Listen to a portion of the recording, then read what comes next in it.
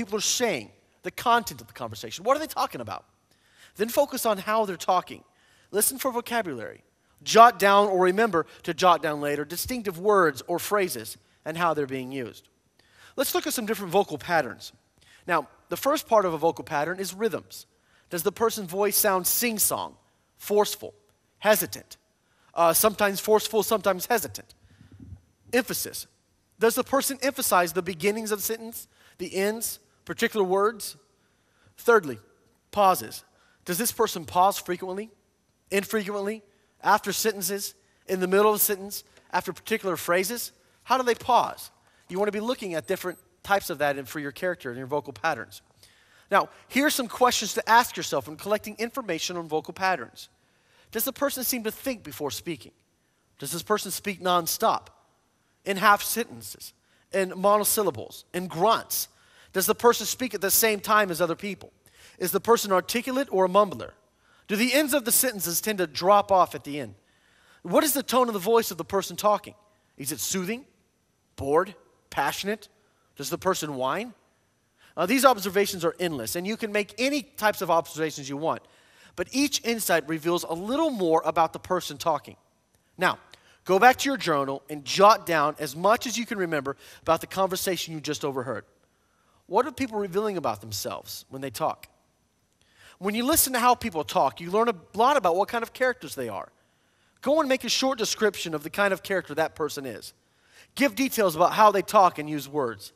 Use specifics to formulate the personality profile, and keep all of these in a file so you can refer back to them when you need more characters. A good idea is to have a time set aside where you do research on different characters. Maybe every 2 weeks or so, go to a public place and just casually take notes on people. Here's an example of a personality profile for your files. Now, if I'm describing a man that I observed, this is what I would write about him. I would write, he's a natural storyteller who speaks with a lot of gusto. Until he starts to talk about his former wife, which he seems to do quite often, then his voice drops and becomes hesitant, even though he speaks highly of her. Therefore, I think he feels, and then I let it go from there. This is an example of how to write a brief personality profile. Now, do some of your own to get a better understanding of making characters. Take some characters that you observed and write a brief personality profile on them. Go ahead and do that.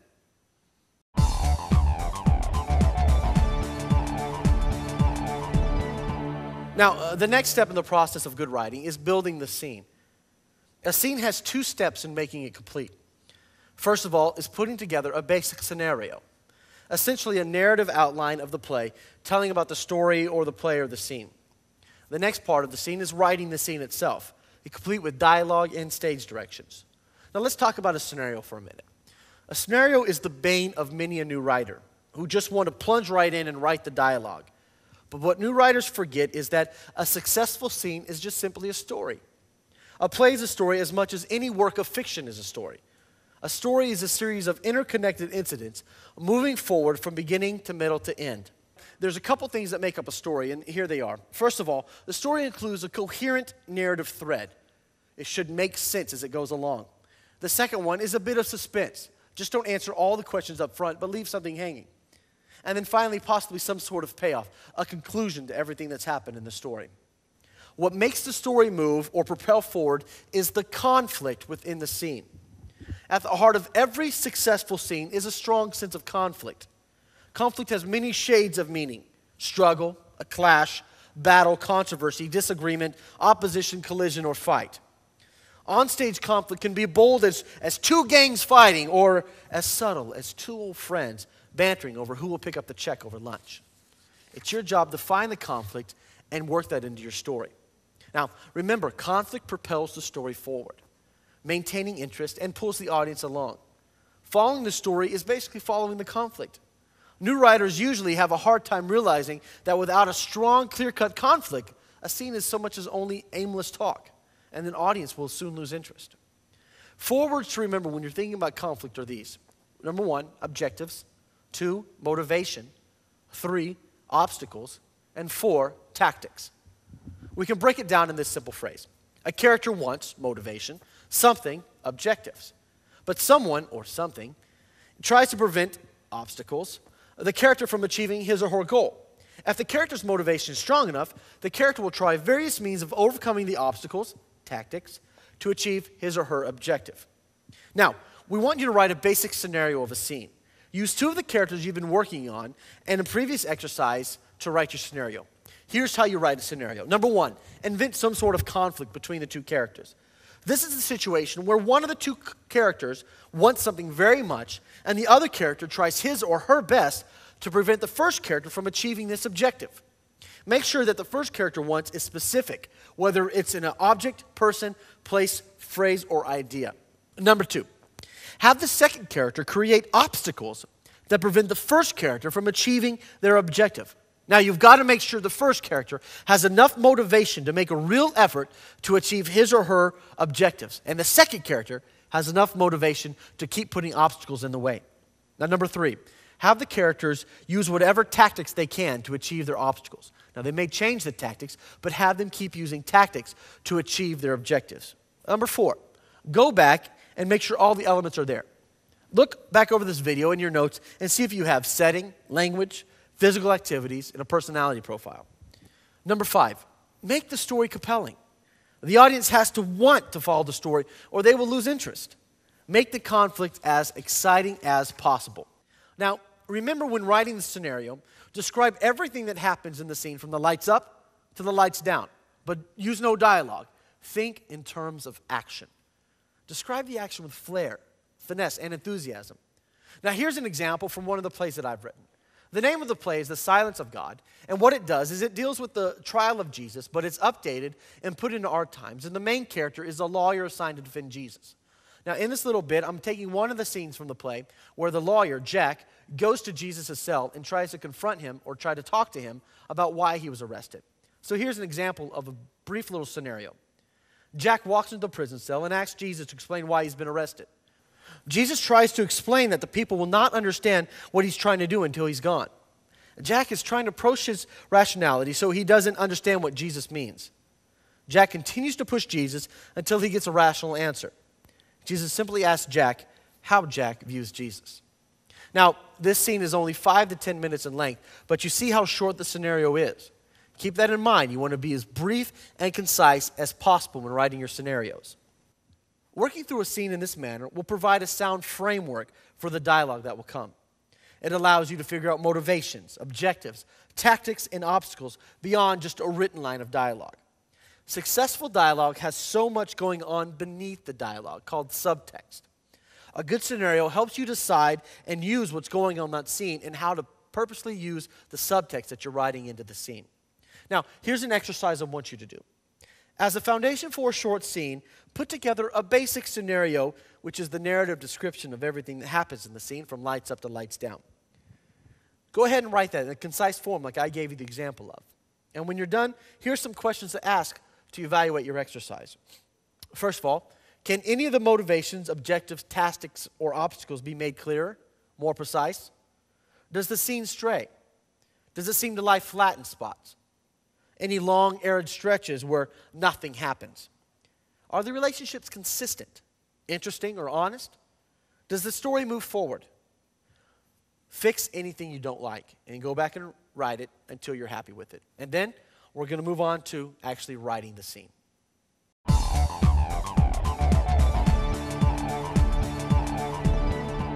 Now, the final step in the process of writing is actually writing the scene. We're here. We finally get to write.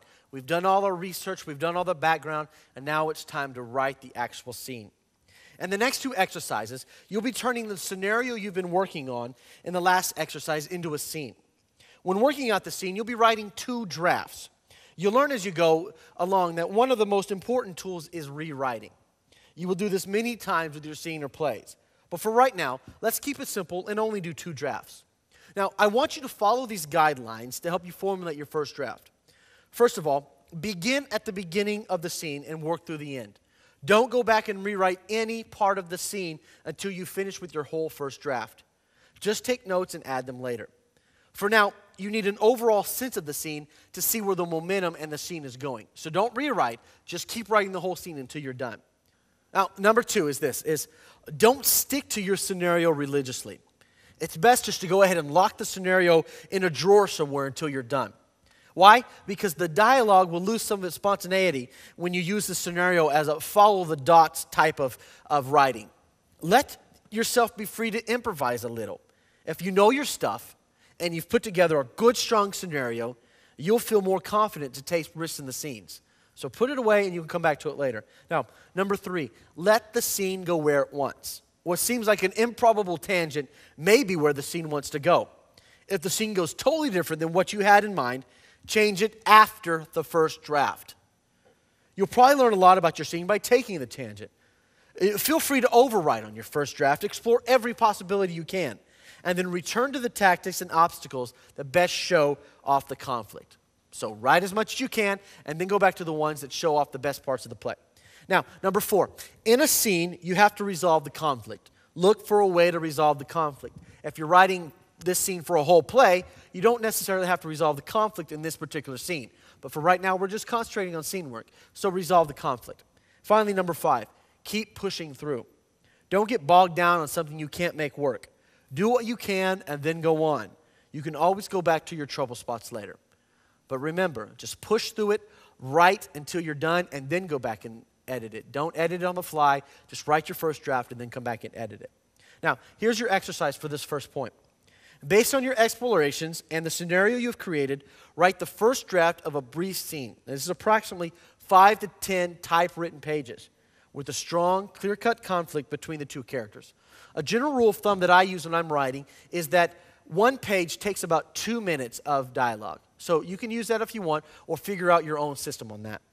Now, when you're done writing your scene, have them read out loud. Get your friends together and read the scene out loud. And then evaluate it and ask these questions. Are the characters consistent? Do they speak for themselves? Are the objectives, motivations, and tactics clear, specific, or interesting? Is the setting well used? Do you think the scene will hook the audience right from the opening moments? Is the conflict established right from the opening moments of the scene? Does the scene hang together? Does it move logically from one moment to the next? Does the scene build? The story become more compelling as the characters and conflicts are revealed? Now, for the second draft, make any changes that you need to make.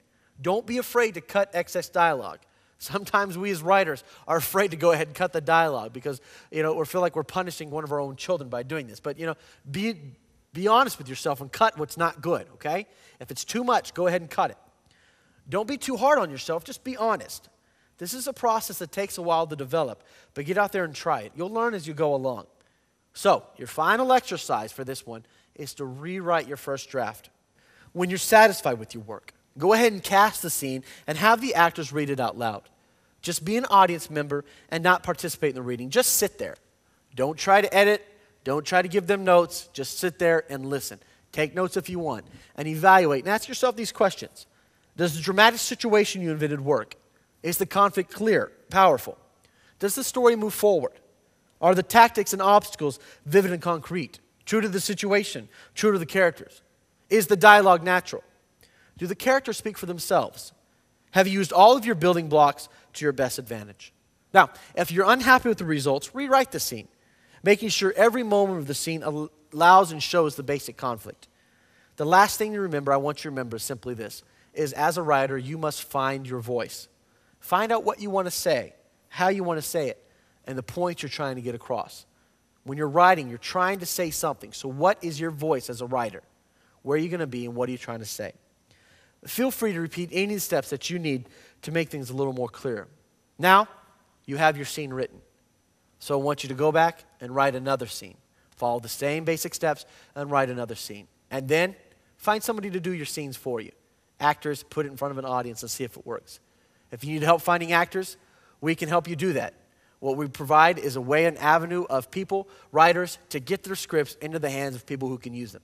So if you want more information or more training on the area of writing, please feel free to contact me, Jeff Jenkins, at theskinnyimprov@AOL.com. Thank you, and I hope you have a great writing experience.